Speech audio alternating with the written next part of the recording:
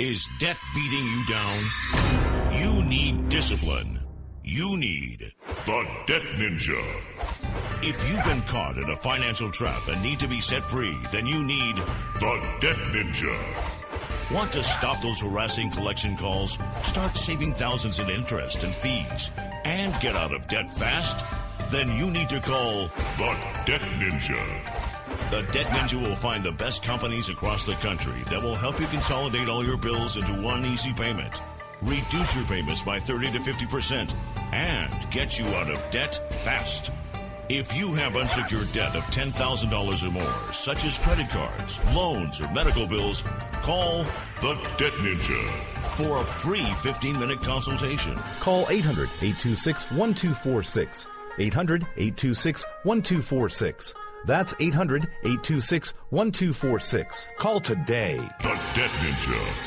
Individuals and businesses with tax problems, listen carefully. Do you feel like you're losing control over your finances? If you owe over $10,000 in back taxes or have unfiled tax returns, we can help you take back control. The IRS is the largest and most aggressive collection agency in the world, and they can seize your bank account, garnish your paycheck, close your business, and file criminal charges. Take control of your tax problems now by calling the experts at Tax Mediation Services and take advantage of the Fresh Start program and new laws that may allow us to negotiate a settlement for the lowest amount possible. Our team of tax attorneys and enrolled agents can stop collections and get you protected so you can take control of your financial future. Tax Mediation Services is accredited by the Better Business Bureau. Call now for a free case review and a price protection guaranteed quote. Call Tax Mediation Services now at 800-610-9050.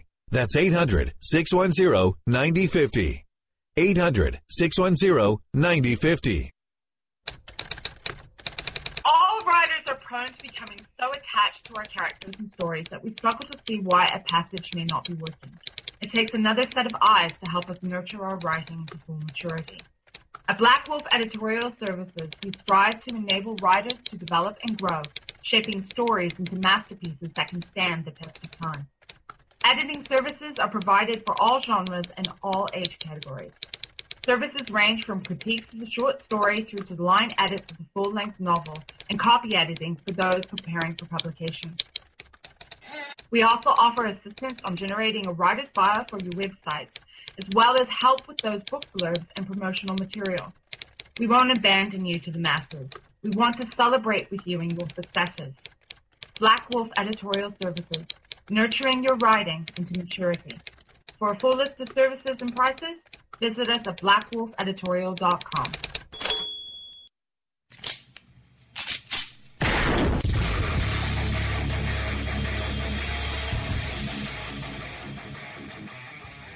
This is Slickery Trigger for Rebel Road Tactical. With proper care and feeding, your pistol will be ready when you need it, there to save your life. Shouldn't your gear be that good? Whether you need a holster for comfortable everyday carry or a tough-as-nails holster for your next training course, Rebel Road Tactical has what you need. Check us out on the web at rebelroadtactical.com.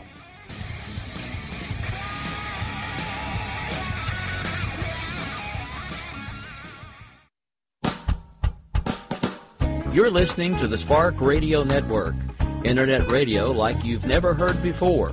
Innovation, creativity, and imagination are all said to begin with a spark. So fasten your seatbelt and take the ride of your life and listen for the spark.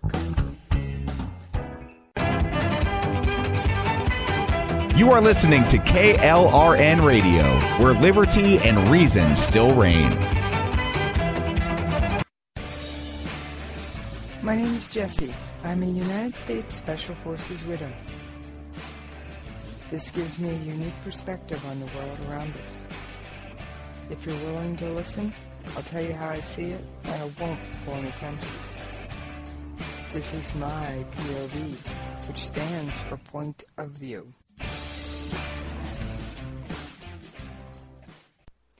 All right, this is Jessie, and I am happy to be back with you guys. Okay, first off, anybody who tried, and you can't see me, but I'm putting that in air quotes, to listen in last night, the technical gremlins won the day. Oh yeah, they won the day. I am admitting defeat yesterday on the technical gremlins. I have since argued with them, done battle, and come out, I believe, on top. Only time will tell. Now, I decided, since yesterday's show was pretty much a wash, I was going to cover some of the same topics. So for any of you that heard the bits and pieces that got out yesterday, and I do mean bits and pieces because it ended up being in 3 sections, oh boy, was it a fun day battling the gremlins. I'm going to rewind and cover some of those topics. Now,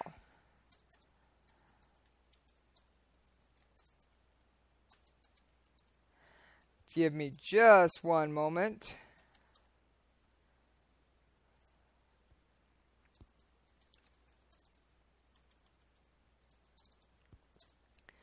I've got the same audio I had yesterday. For any of you that heard it, which most of you didn't, we're going to start off with Thailand and their new constitution.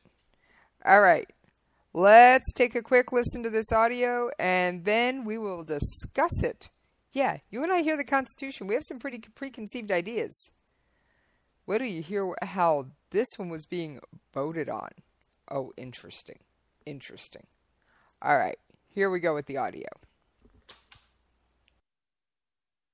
Thai voters have overwhelmingly approved this draft constitution. The critics argue the document will just solidify the military's hold on the government.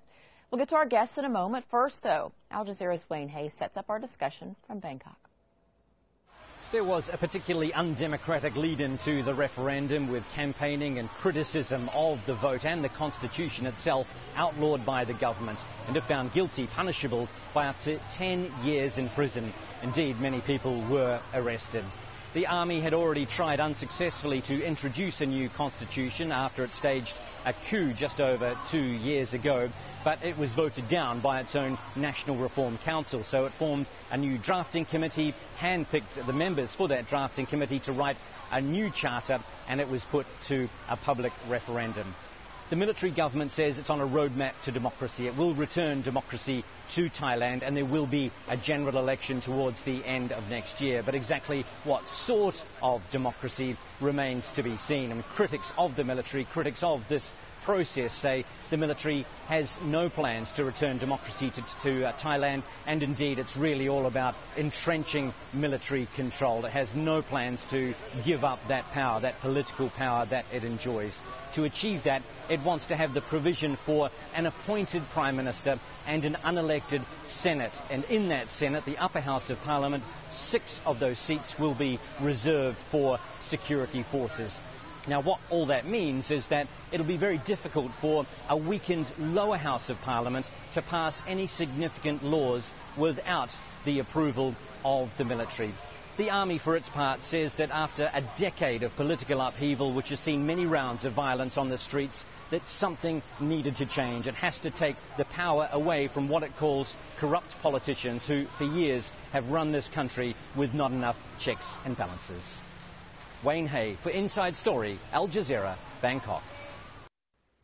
Okay, first of all, it was illegal in Thailand to speak out against the new proposed constitution. Whoa, whoa, whoa. Does that sound fair and democratic to you? I know it doesn't really to me. I mean, come on. We think Constitution. And we think freedoms. We think the first 10 amendments right off the bat. Most of us are fond. I have to say my favorite ones are the first, second, and fourth. Obviously, the First Amendment is what allows me to come on the air and visit with you guys every day and bring you this show. For those of you who are new listeners, yes, I am a gun owner, but I like to say I'm a responsible gun owner. 1, my husband and I, husband/sometimes producer Dave Brewer, we don't have kids. 2, if small children are visiting the house, the firearms are put away. 3, they're not just left laying around anyway. Believe it or not, I had left thankfully, my 9mm Glock was loaded with what they call snap caps.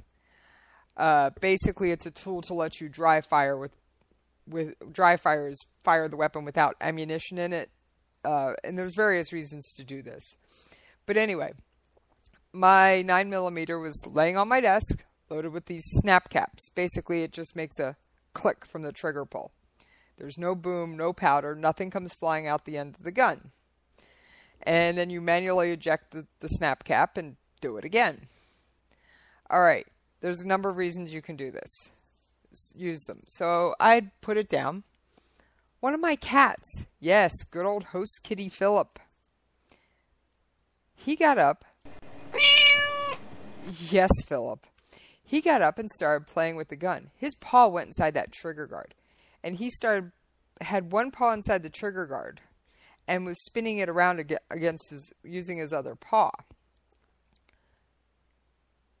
He triggered a snap cap.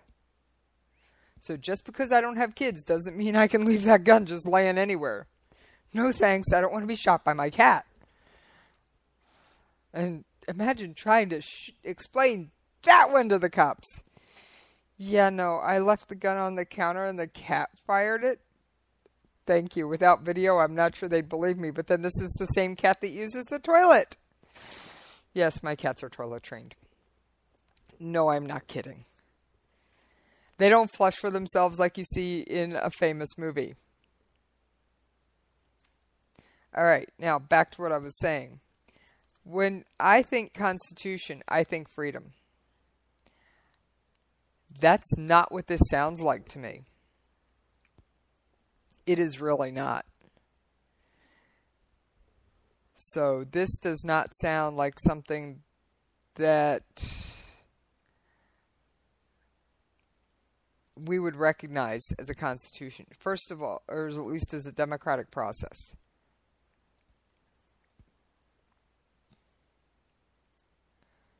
So, I mean, really?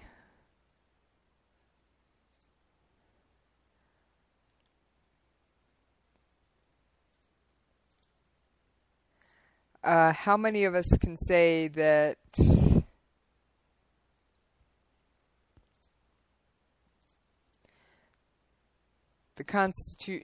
their view of a democratic process means you can't come out against something? I'm sorry. Wait a minute. Whatever happened to freedom of speech? Well, I guess it's not in their constitution. So, all right. Another article I was looking at, and I did not, I didn't find any audio on it, but I do another article I tripped across in my show prep yesterday, and I will admit this was yesterday. So, and this was according to Radio Free Asia. North Korea. Oh yeah, what would a day in the life around here be without North Korea? Come on. You ought to know this by now. North Korea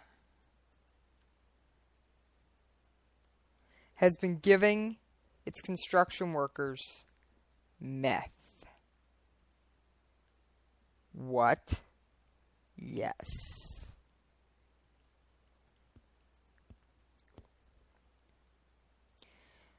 Now, this is causing some of the construction workers to deface the unfinished buildings with graffiti.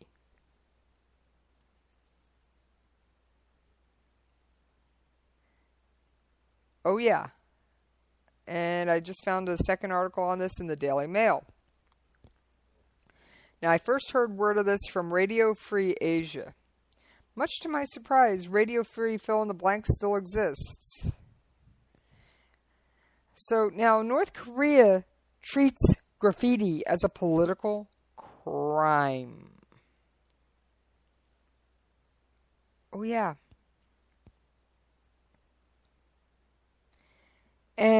And the reason they are supplying their workers with methamphetamines known as ICE, it's in a bid to finish a critical showcase construction project on time.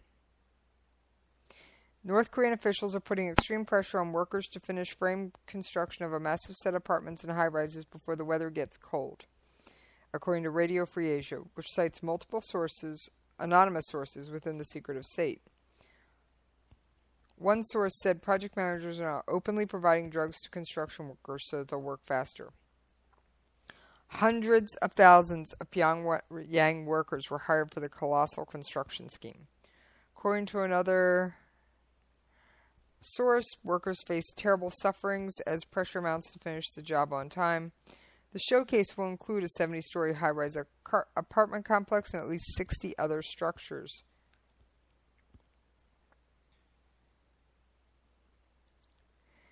So,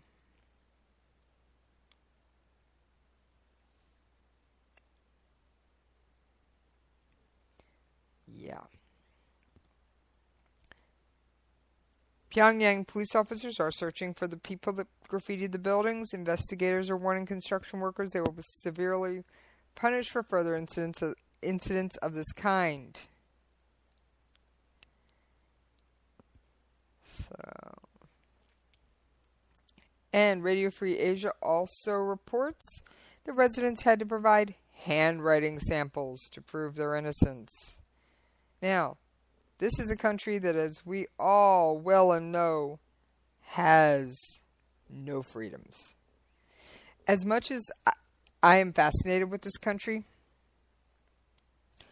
I cannot see myself going there. I just can't. Reasons why? Come on, you've heard how much I talk about them on the air. I don't think I'd be a very welcome visitor. Now, more reasons why? I like my freedom.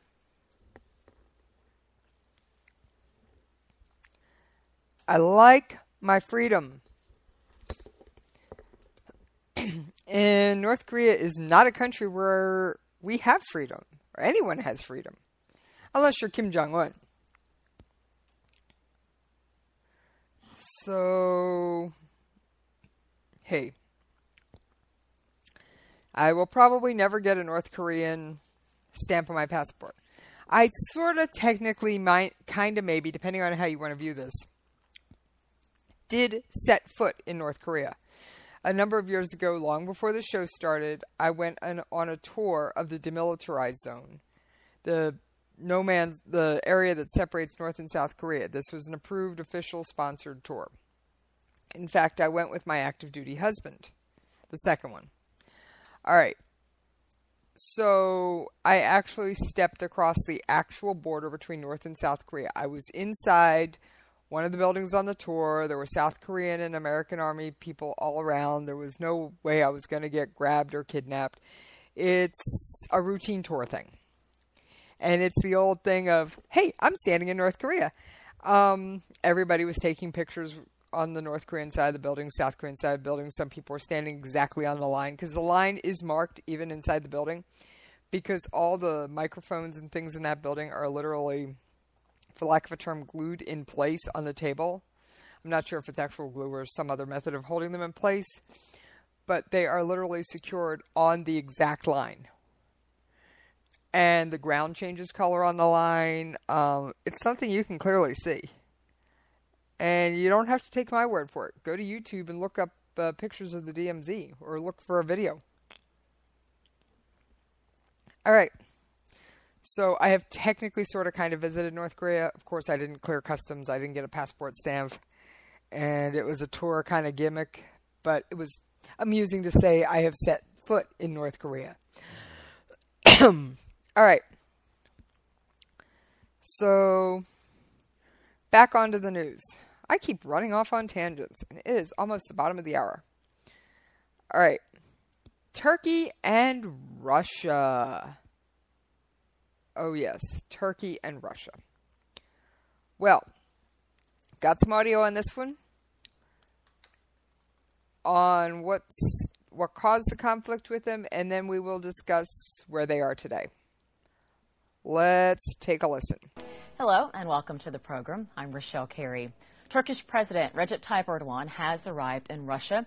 His visit is widely seen as an attempt to improve relations between the two countries after months of tensions.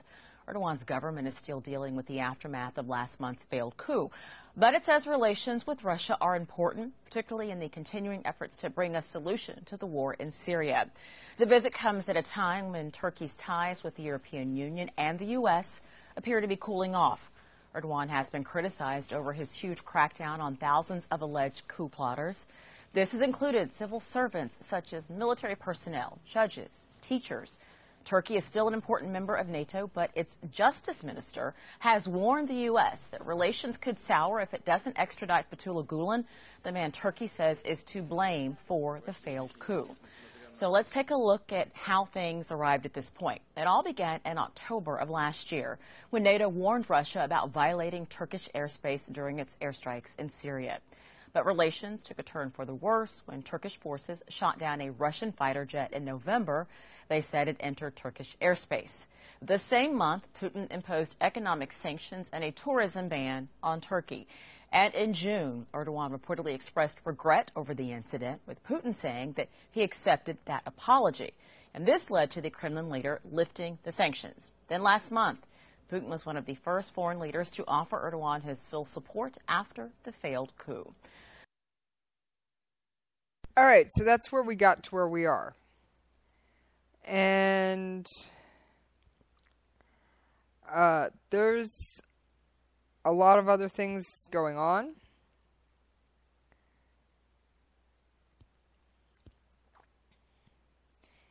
And now they did meet. They appear publicly at least to have patched everything up. I like that audio clip. And by the way, that was from Al Jazeera. Not something you can actually hear in this country without going through a few internet hijinks. Yes, I am practiced at said internet hijinks. Al Jazeera blocks their audio and video in this country. You can read their articles. So, all right. Russian President Vladimir Putin said Russian trade sanctions on Turkey would be phased out step by step. The priority is to get back to the pre-crisis level of cooperation, he told Turkish President Erdogan in St. Petersburg. Their relations soured last November when Turkey shot down a Russian bomber on the Syrian border. It is Mr. Erdogan's first foreign visit since the coup attempt. He has since launched a far-reaching purge of the armed forces and other state institutions. Literally, side note, this man has jailed between 25,000 and 35,000 people. Yes, I said 1,000. All right. There were two major projects that were put on hold. The Turk Stream gas pipeline across the Black Sea and a nuclear power plant being built by Russia's Rosatom in Turkey. Rosatom in Turkey. Both were put on hold. Both leaders have pledged to restart these projects. The nuclear power plant will benefit from being designated a strategic investment, Mr. Erdogan said. Before the dispute, Russia was a major export market for Turkish fruit and vegetables, so now Turkey is anxious to get the Russian import ban lifted. Oh yeah, they were big trading partners.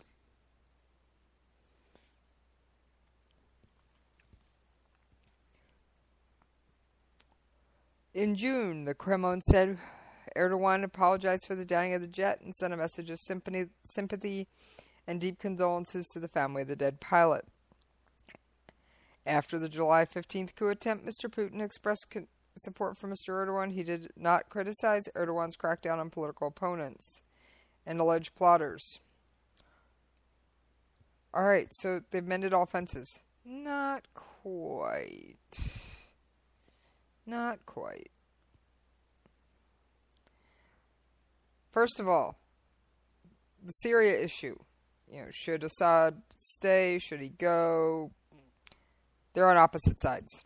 Turkey's furious at the scale of Russian air support for Syrian government forces, as Erdogan reviles Syrian President Bashar Assad.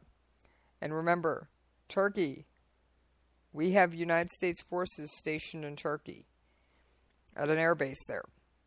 That is where we launch a large number of our airstrikes against Daesh or Islamic State, ISIS, ISIL, whatever. Whatever you're calling them today. That's where we launch a lot of it from.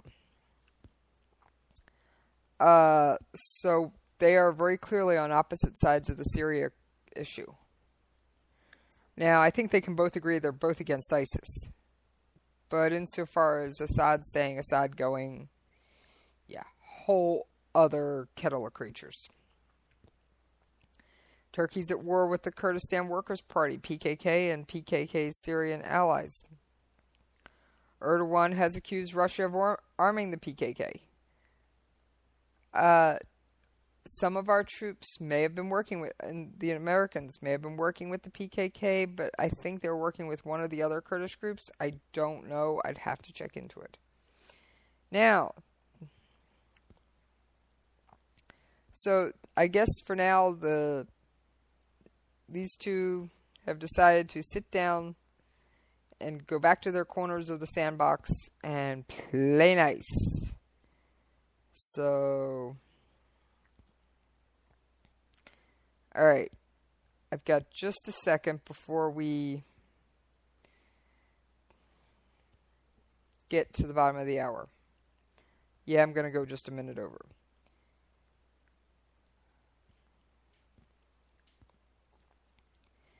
Elite Special Forces raided a slum in Rio de Janeiro Thursday after officers providing security at the Olympics made a wrong turn and encountered gunfire. One police officer was shot in the head and was recovering at a local hospital. Officers from Brazil's National Security Force were using a GPS device to navigate unfamiliar streets. Okay, remind anybody, for those of you with memories, and I track such things, Black Hawk Down. U.S. Special Forces were using GPS to try and navigate unfamiliar streets. Nobody had driven them before. Nobody could tell them where to actually go. And it led to a debacle that later became the movie Black Hawk Down, which for my own personal reasons I have never watched. So the officers from the Brazil's National Security Force were using a GPS device to navigate unfamiliar streets Wednesday afternoon when they took a wrong turn off a highway leading to Rio's International Airport. Their truck was sprayed with bullets, and Officer Helio Vieira was shot. The Justice Ministry said Vieira was recovering after a 4-hour surgery in unstable condition. Despite the best efforts of the security forces, dozens of heavily armed commandos could be seen Thursday frisking residents and going house to house in the complex of the slums, one of Rio's most crime-ridden areas that is dominated by drug trafficking gangs. Snipers took up positions on nearby highway as a low-flying police helicopter circled overhead. The incident was the bloodiest of several that have marred the start of South America's first Olympic Games. On Tuesday, 2 windows were shattered on a bus carrying journalists from an Olympic venue in the impoverished Deodoro district. Rio organizers said the bus was hit by a rock, even though one passenger who identified himself as former American military officer believed the cause to be gunfire. There were no serious injuries. The equestrian venue in Deodoro has had 2 brushes with stray gunfire since the game started. A bullet flew through the roof of a media tent there Saturday. Officials said it had been fired from a hillside slum and that the intended target was probably a security camera on a blimp. A second bullet hit Wednesday near the stables. Officials were adding more security at the venue. Muggings has also been reported among Olympic athletes, officials, and journalists. Pervasive violence is an everyday part of life in Rio. After declines in the past years, homicides have spiked again as Brazil's worst recession in decades fuels violence and forces budget cuts. The number of homicides in the first 5 months of 2016 increased by 18% to 1,870 in Greater Rio. Police killings are also on the rise, with the vast majority of victims black residents of impoverished slums that are fiefdoms of the city's many criminal gangs. There are more than 85,000 security forces in Rio, double the number present in London 2012.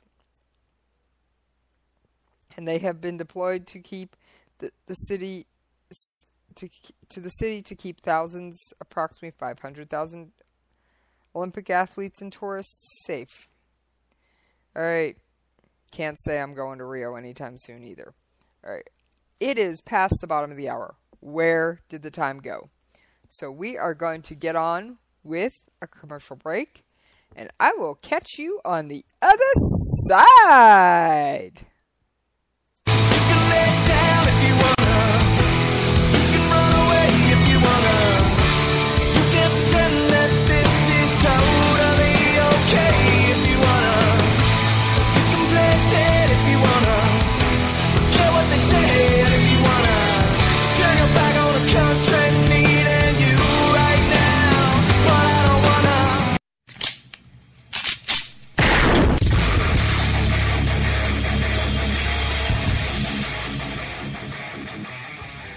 This is Slickery Trigger for Rebel Road Tactical.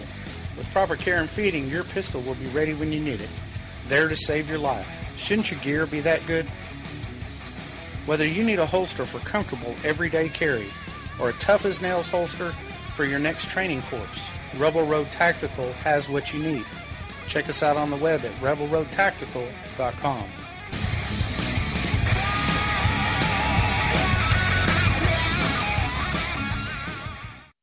Tired of paying outrageous prices for Viagra? Well, we have great news for you. Now you can finally get Viagra at huge discounts. Healthy Man allows you to save up to $500 on Viagra. Why pay U.S. pharmacy prices of $15 per pill or more when you can get Viagra for less than $3 a pill? Call today and get 40 Viagra pills for only $99. This can cost as much as $600 at your local pharmacy. You can't afford not to call us. If you want Viagra at the lowest prices, never pay $15 a pill pharmacy prices again. Get Viagra for less than $3 a pill. Call 1-800-516-7602 today and save up to $500 and get 40 pills for just $99. Healthy Man is fast, easy, and affordable. Operators are waiting at 1-800-516-7602 to take your call right now. Call 1-800-516-7602. That's 1-800-516-7602. Again, 1-800-516-7602.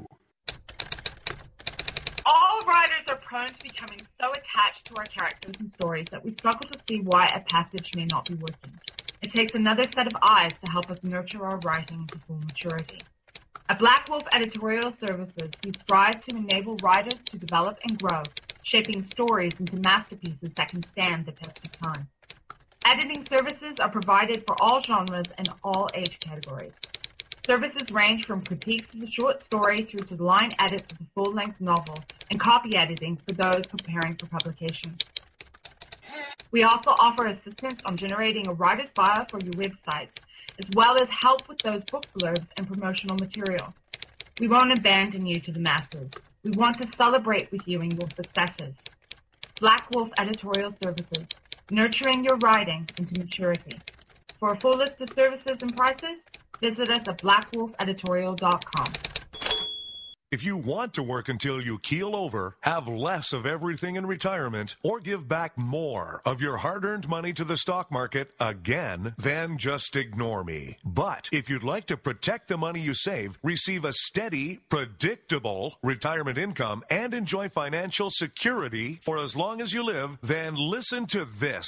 You can download a free report that reveals the wealth-building secrets Wall Street and the banks don't want you to know. You'll learn how you can get guaranteed growth, safety, easy and real prosperity without risking your money in the Wall Street casino, and how to get the money you need when you need it, simply by asking for it. This is the best way to have a 100% secure retirement and know your money will last as long as you do. To learn more about this method and to get your free report, go to 29security.com. That's the number 29security.com. 29security.com. Go to 29security.com. You can lay down if you wanna. You can run away if you wanna. You can pretend that this is totally okay if you wanna. You can play dead if you wanna. Forget what they say if you wanna. Turn your back on the country needing you right now, but I don't wanna. All right. Thank you guys for hanging in there with me, refreshing your drink, getting a cigarette, kicking off your shoes after a long, hard day of work, whatever you did during those commercials. All right. I wasn't quite done with North Korea. All right.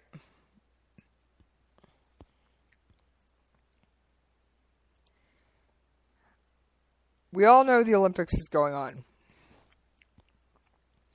If you're not aware of this, I would like to know what rock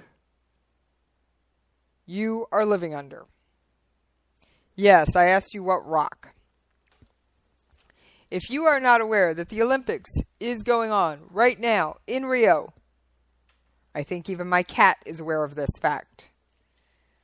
I'd like to know what rock you're living under. All right. Now, sorry, I had a spicy burrito. Gotta grab an antacid here. All right. North Korean athletes are treated differently at the Olympics. Not by the other athletes mostly. By their coaches and, for lack of term, their handlers. So,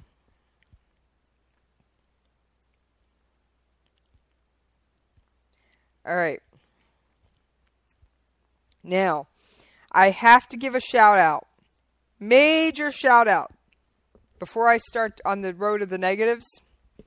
To South Korean gymnast Lee Eun-ju and her North Korean counterpart Hong Eun-young, who posed for photographers on August 7th during the women's artistic gymnastics qualifications at the 2016 Rio Olympics.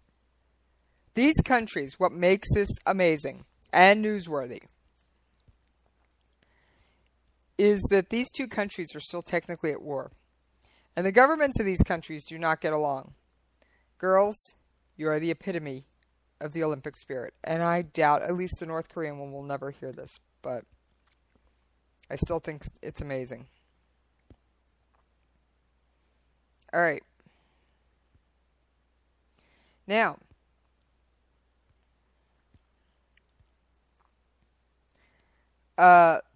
something else you may not know. Samsung routinely gives out, since 2012 anyway, so this is the second Summer Olympics they've done it at, they've given out complimentary smartphones. Well, North Korea's Olympic Committee has refused to give complimentary smartphones provided by South Korea's Samsung to the country's 31 athletes competing in the Summer Games in Rio. Samsung Electronics, an official sponsor of the Olympics, provided 12,500 Galaxy 7 smartphones to those participating in the Games, including nearly 11,200 athletes from 206 nations and 2 independent teams, to carry during the opening ceremony on August 5th. But officials from North Korea's Olympic Committee did not provide the phones to the country's athletes to carry as they entered the stadium during the opening ceremony. During an International Olympic Committee press conference in Rio, a spokesperson was asked where were the phones that were intended for the North Korean athletes. After checking with people at Samsung, the spokesperson later told RFA's Korean service that a North Korean team manager had gone to the electronic giant's office and taken all the phones that were provided for his athletes. The IOC press official speculated that the manager took the phones out of concern that the North Korean athletes would gain access to the Samsung exhibition, where the company displayed South Korean electronics. That's a possibility. A public relations representative from Samsung who was working at the Olympics confirmed that a North Korean team manager took the smartphones. He said that representatives from large teams usually come to the office to collect products that sponsors have provided for the athletes, but athletes from small teams usually stop by to pick up the items themselves.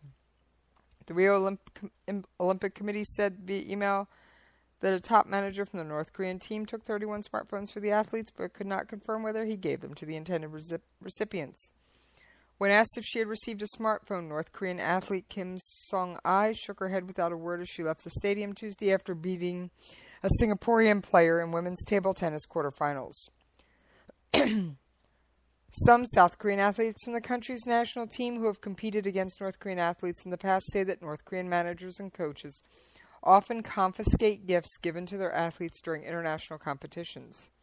Smartphones would also raise the suspicions of a North Korean government that takes great pains to control citizens' contact with the outside world. Side note, hence deer in headlights look when the North Koreans walked into the stadium. The Rio Games marked North Korea's 10th appearance at the Olympics since 1972. Its athletes, however, did not attend the 1984 Summer Games in Los Angeles as part of a boycott led by the former Soviet Union, and they skipped the 1988 Summer Games, hosted by rival Seoul, South Korea. Is that a surprise? They skipped the games in South Korea? Come on. At this year's Summer Games, North Korean athletes are competing in archery, diving, gymnastics, judo, shooting, table tennis, track and field, weightlifting, and wrestling. All right. Like I said, yeah. Life as a North Korean athlete doesn't sound like a lot of fun.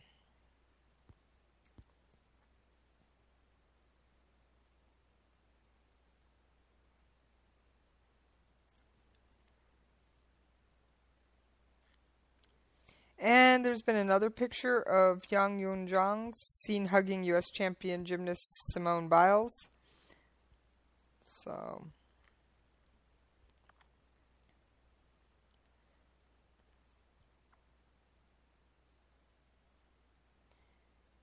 So, like I said,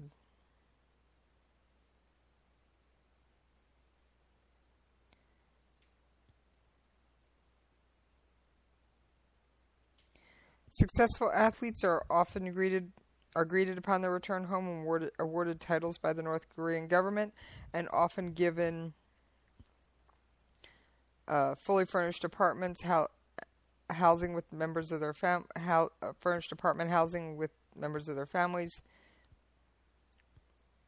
Those who perform well are given heavy exposure both in North Korea's internal state media and its public affairs publications for foreign audience.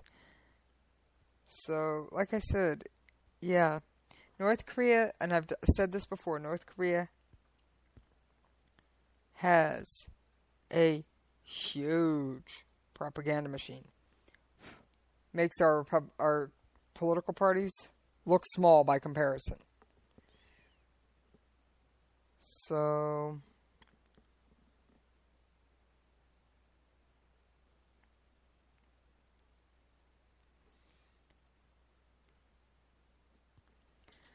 I would not want to be an Olympic athlete. Well, I'd like to be an Olympic athlete, but not one for North Korea. All right. Now, I'd mentioned ISIS earlier, and we're going to go back there.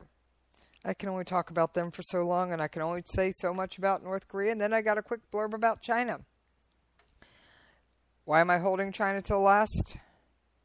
Because I got an online audio clip, and given the way the technical gremlins were battling with me yesterday, I'd rather try and get as much of this out before I get there as possible. All right. What difference has 2 years of bombing made?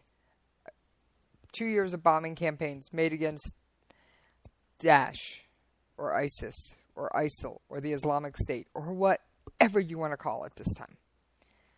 What difference? I've got a brief audio clip, and after that, we will discuss it. Hello and welcome to the program. I'm Rochelle Carey. In August of 2014, the United States and its coalition partners began an air campaign against ISIL in Iraq and Syria. The armed group's rapid rise and expansion have made the 5-year war in Syria that much more complicated. There have been victories and defeats along the way for all involved, but what is clear is that ISIL is still a powerful opponent.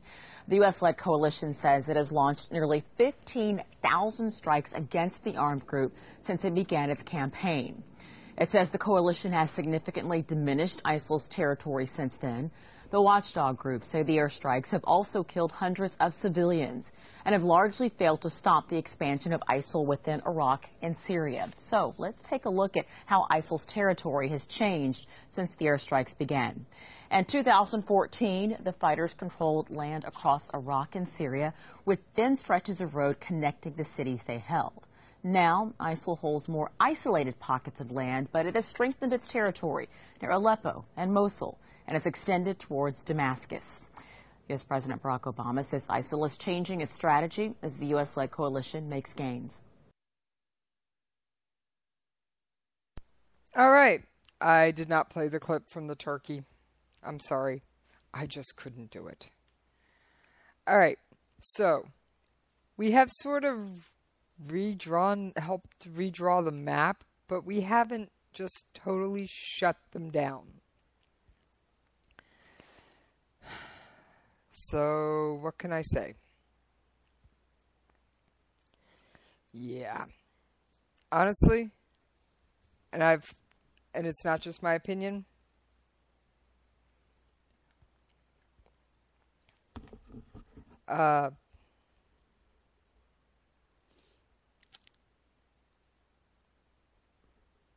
We aren't going to be able to defeat ISIS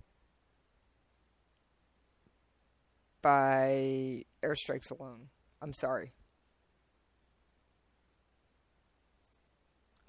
That's just, get over it. We're not.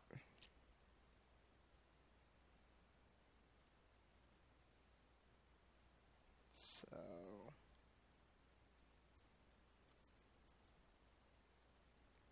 all right.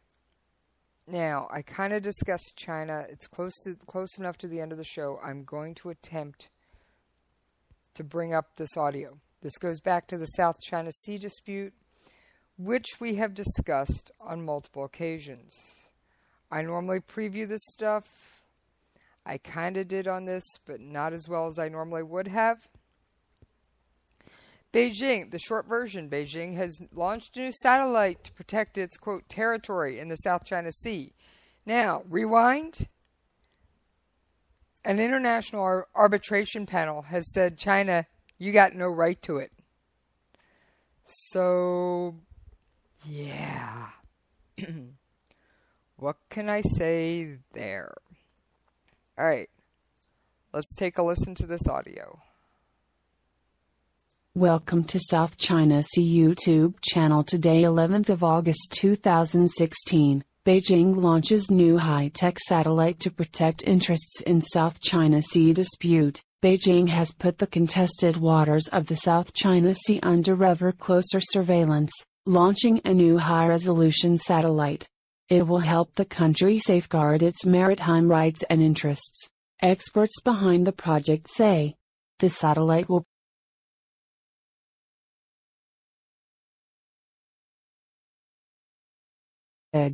The satellite may also help Beijing defend its interests in the debate over South China Sea, which involves the Spratly and the Paracel Islands. Beijing has long had territorial claims to the islands, which in part overlap similar claims by the Philippines, Vietnam, and Taiwan, while China also has separate territorial disputes in the area with Malaysia and Brunei. China has repeatedly claimed sovereignty over particular islands and reefs and their adjacent waters in the South China Sea and has taken steps to protect them. Even after The Hague's arbitration court waived Beijing's claims to some of the islands disputed by the Philippines, a decision China has refused to recognize. For instance, last week China carried out a combat air patrol over the contested islands.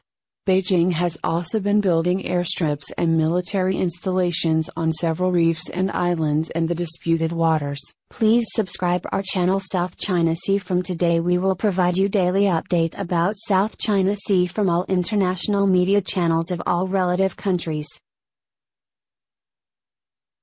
Okay, sorry about that ad for the YouTube channel at the end. I couldn't get to the mute button fast enough.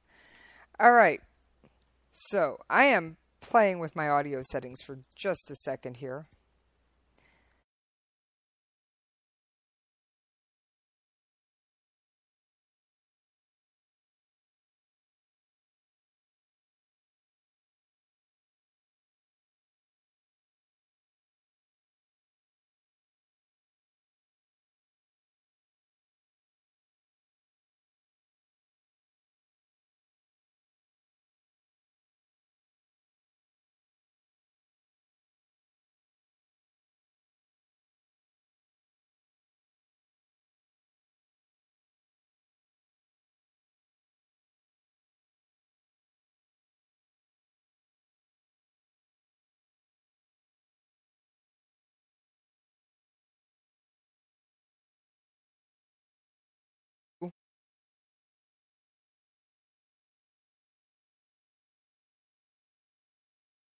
They don't care what anybody else says or does. They really don't care. I'm sorry.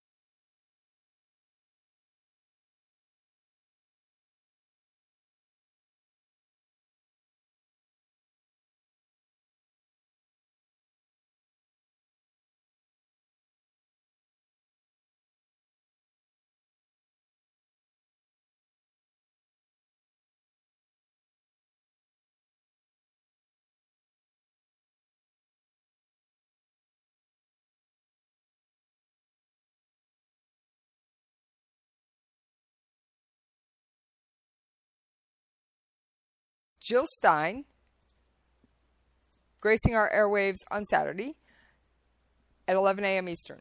Major thing. Cool. Be sure and tune in. All right. Then, tonight, so you're not hanging around going, oh, I'm not going to listen till Saturday. We got JD and Stacy with Game On. We've got the Jen and Rick show. I love to hear what Jen has to say. I get to hear Rick a lot, but Jen, cool. Oh, and KLRNRadio isn't Jen's only place on the web. Just to give a shout out to her friends at Misfit Politics. And the link to that is on the show page at the on their show page under our shows, the Jen and Rick show on the KLRN website. So feel free to just walk yourself on over. Now, one last shout out, and I'm going to kind of toot my own horn here. I have another show. No, not Saturday Slowdown. A lot of you regular listeners, since it falls under the same heading, you catch that one. Jessie's Coffee Shop. Now, there's only 4 episodes so far, but what I do on Jessie's Coffee Shop? Writing, authors, and how books come to be. I think it's great. All right. On that note, folks, you know what's coming.